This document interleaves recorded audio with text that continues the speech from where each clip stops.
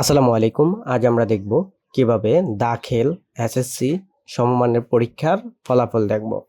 তার জন্য আমরা এই ওয়েবসাইটটিতে চলে আসব। আমি ডেসক্রিপশন বক্সে ওয়েবসাইটটির লিংক দিয়ে দেব। তো প্রথমে আমরা মোবাইল কম্পিউটার দিয়ে যে কোনো একটি ব্রাউজার দিয়ে আমরা ক্রোম বা মোজিলা ফায়ারফক্স এরকম যে কোনো একটি ব্রাউজার দিয়ে এই ওয়েবসাইটটিতে প্রবেশ করব। প্রবেশ করার পর আমরা এখানে পরীক্ষার নাম সিলেক্ট করে দেব, এসএসসি দাখিল সমমান। দেওয়ার পর আমরা পরীক্ষার সাল দেব। তো আমি এখান থেকে ধরুন একটা সাল সিলেক্ট করে দেবো। আপনি যে সালে পাস করছেন ওই সালটা এখান থেকে পরীক্ষার সালটা দিয়ে দেবেন। তারপর হলো বোর্ডের নাম, শিক্ষা বোর্ডের নাম। তো আমি এখান থেকে শিক্ষা বোর্ডের নামটা দিয়ে দেবো। দিয়ে দেওয়ার পর তারপর আমি এখান থেকে একক বা প্রতিষ্ঠানের ফলাফল, আপনি চাইলে প্রতিষ্ঠানের পুরো ফলাফল একবারে দেখতে পারবেন। এখানে প্রতিষ্ঠানের ইন নাম্বার দিলেই আপনার এখানে পুরো লিস্ট চলে আসবে। তো আমি এখান থেকে একক একটা ফলাফল দেখাই প্রথমে।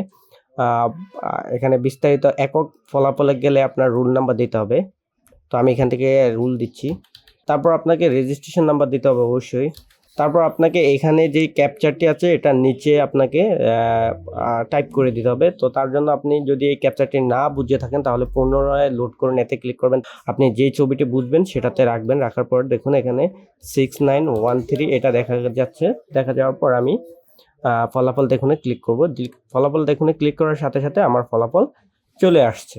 তো এটা ছিল আপনার একক, অর্থাৎ একজন স্টুডেন্টের জন্য ফলাফল। আপনি চাইলে এখান থেকে প্রিন্টে ক্লিক করে আপনি এই ফলাফলটা প্রিন্ট করতে পারবেন। তো এটা ছিল একক ফলাফলের ক্ষেত্রে। তো আমি এখন দেখাবো প্রতিষ্ঠানের ফলাফল। প্রতিষ্ঠানের ফলাফলের জন্য আপনি এখান থেকে এসএসসি সমমান দেবেন। তারপরে আপনি এখান থেকে বোর্ডের নাম সবকিছু ঠিক থাকবে, শুধু এখানে গিয়ে আপনি প্রতিষ্ঠানের ফলাফল, প্রতিষ্ঠানের এখানে ধরনের মধ্যে ফলাফলের ধরনের মধ্যে প্রতিষ্ঠানের নাম, প্রতিষ্ঠানের ফলাফল লিখে দেবেন। তারপর আপনি এখানে প্রতিষ্ঠানের ইন নাম্বার যেটা সেটা দিবেন।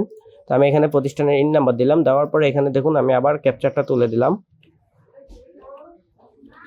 দেওয়ার পর আমি ফলাফল দেখুন ক্লিক করব।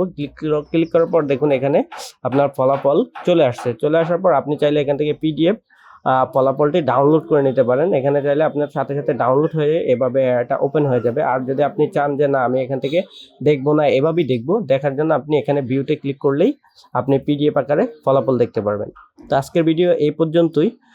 যদি ভালো লেগে থাকে অবশ্যই আমাদের চ্যানেলটি সাবস্ক্রাইব করবেন, লাইক কমেন্ট শেয়ার করতে ভুলবেন না। দেখা হবে পরবর্তী ভিডিওতে। আল্লাহ হাফেজ।